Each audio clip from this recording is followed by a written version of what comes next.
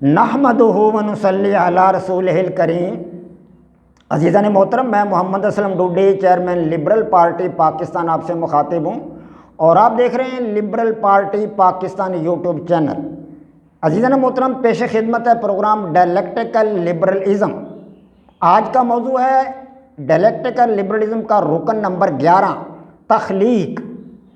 عزیزان محترم، dialectical liberalism کے کل 15 ارکان ہیں جو میں وقتاً فوقتاً آپ حضرات کے سامنے بیان کرتا رہتا ہوں، تو ایک بار پھر سن لیجئے یہ 15 ارکان کون کون سے ہیں۔ دنیا کے تمام انسان، تمام اقوام، تمام ممالک، تمام مذاہب اور ہر مذہب کے تمام فرقے قابل احترام ہیں۔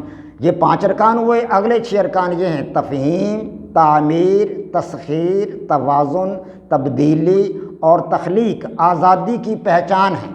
11واں، 12واں، 13واں اور 14واں رکن یہ ہیں: جمہوری طرز انتخاب، لبرل طرز حکومت اور متوازن معاشی نظام ترقی کا نشان ہے۔ اور 15واں رکن ہے لبرل جدوجہد میں ان سب کی جان ہے۔ عزیزان محترم، یہ ہیں 15 ارکان۔ میں آپ حضرات کے سامنے ان 15 میں سے 10 ارکان کی وضاحت آپ حضرات کے سامنے رکھ چکا ہوں۔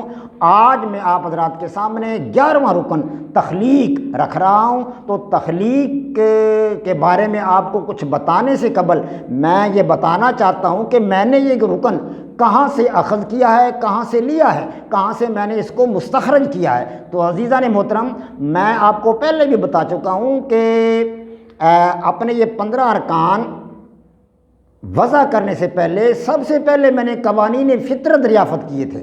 قوانین فطرت، تو میں نے ان قوانین فطرت سے یہ تمام کے تمام 15 ارکان لیے ہیں۔ تو یہ رکن تخلیق میں نے قانون تخلیق سے اخذ کیا ہے، قانون تخلیق سے لیا ہے۔ تو سب سے پہلے میں ضروری خیال کرتا ہوں کہ آپ کو قانون تخلیق بتایا جائے کہ قانون تخلیق کیا ہے۔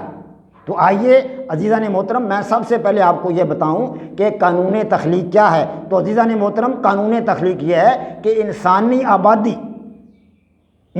آبادی تیزی سے بڑھ رہی ہے، اس میں تیزی سے بڑھوتری ہو رہی ہے، اور مادی کائنات کا سیارہ زمین انسان کی مادی اور سماجی ضروریات پوری کرنے کے لیے ناکافی ہوتا جا رہا ہے۔ جی ہاں، ناکافی ہوتا جا رہا ہے۔ بہت کم ہے زمین، بہت تھوڑی ہے زمین ہمارے سیارے کی، بہت چھوٹا ہے ہمارا سیارہ۔ انسانی آبادی بہت تیزی سے بڑھ رہی ہے، بہتات کے ساتھ بڑھ رہی ہے۔ تو حصول آزادی کے لیے انسان پر لازم ہے، مسٹ ہے یہ انسان کے لیے کہ وہ اپنی مادی اور سماجی ضروریات پوری کرنے کے لیے کوئی سیارہ یا کوئی سیارچہ ڈسکور کرے، دریافت کرے۔ اگر وہ ایسا نہیں کر سکتا تو کائنات کو تخلیق دینے والا مادہ جو ہے، یعنی میٹر جو ہے، اس سے وہ نئی نئی چیزیں تخلیق کرے اور ایجاد کرے۔ یہ مسٹ ہے انسان پر، لازم ہے انسان کے لیے۔ اور ان چیزوں سے متعلق جو نظریات ہیں اور جو خیالات ہیں وہ بھی تخلیق کرے۔ اگر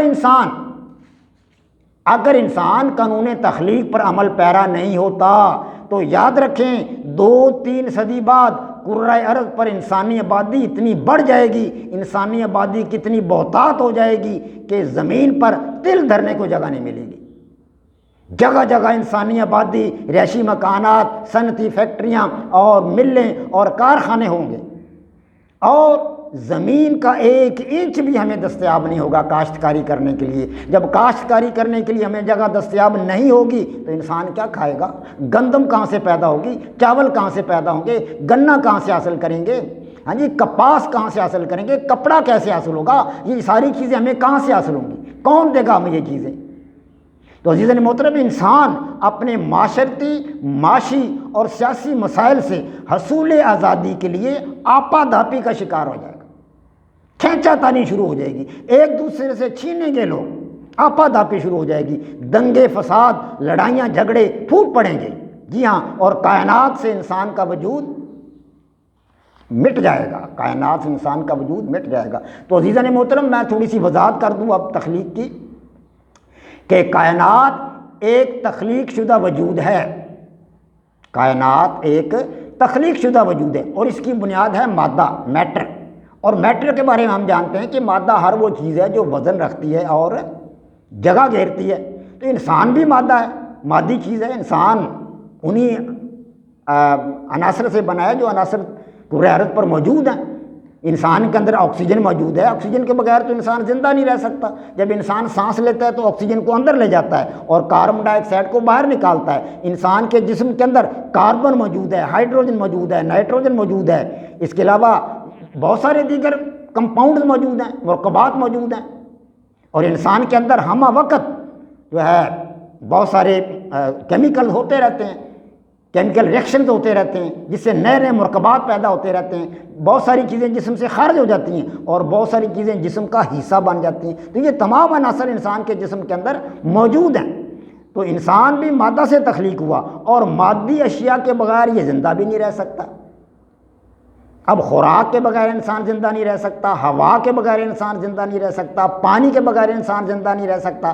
تو پس انسان کو مسلسل نئی مادی اشیاء اور ان سے متعلق نظریات تخلیق کرنے چاہیے، یہ مسٹ ہے انسان کے لیے۔ اگر انسان ایسا نہیں کرتا تو وہ کرۂ ارض پر تا دیر زندہ نہیں رہ سکے گا۔ یاد رکھیں، انسانوں کی آبادی میں روز افزوں اضافہ ہو رہا ہے، لیکن کرۂ ارض کا حدود اربہ اور کرۂ ارض کا رقبہ اور اس کی جگہ وہی ہے جو پہلے تھی، جو تخلیق کے وقت تھی، اس میں کوئی اضافہ تو نہیں ہوا۔ اگر انسان کوئی اور سیارہ یا سیارچہ دریافت یا ڈسکور کرنے میں کامیاب ہو جاتا ہے تو یاد رکھیں ہمیں وافر مقدار میں رقبہ دستیاب ہو جائے گا، زمین دستیاب ہو جائے گی، قابل کاشت رقبہ میسر آ جائے گا، مدفون معدنیات وہاں سے دستیاب ہوں گی، اور کیمیائی عناصر ہمیں وہاں سے دستیاب ہوں گے، جس سے انسانوں کی سماجی معاشی ضروریات پوری ہو سکیں گی۔ لیکن ابھی تک انسان اس قسم کا کوئی سیارہ یا سیارچہ دریافت کرنے میں کامیاب نہیں ہو سکا، نہ ہی اس پر انسان کوئی دسترس حاصل کر سکا ہے۔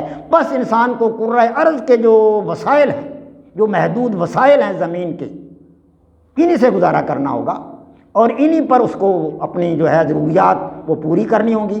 آبادی میں روز افزوں اضافہ ہو رہا ہے اور آبادی بڑھ رہی ہے اور معاشی ضروریات بڑھ رہی ہیں، انسان کی جو ہے معاشی ضروریات میں دن بدن اضافہ ہوتا جا رہا ہے، اور سیاسی ضروریات بھی انسان کی بڑھتی جا رہی ہیں، اور اس کے باعث بہت ساری پیچیدگیاں پیدا ہوتی جا رہی ہیں، بہت سارے مسائل پیدا ہوتے جا رہے ہیں، گمبھیر قسم کے مسائل پیدا ہوتے جا رہے ہیں، اقتصادی ناہمواری پیدا ہوتی جا رہی ہے، عدم مساوات پیدا ہوتی جا رہی ہے، اور غربت و افلاس جیسی مصیبتیں اور بلائیں اس پر مستضاد ہیں۔ عزیزان محترم، یہ جو رکن تھا ڈائلیکٹیکل لبرلزم کا 11واں رکن، اس کا پہلا پارٹ، اس کی وضاحت کا پہلا حصہ آپ حضرات کے سامنے رکھا ہے۔ اس کی وضاحت کا دوسرا حصہ انشاءاللہ تعالی العزیز اگلے ایپیسوڈ میں آپ حضرات کے سامنے رکھوں گا۔ وما علینا الا البلاغ۔ پاک فوج زندہ باد، پاکستان پائندہ باد۔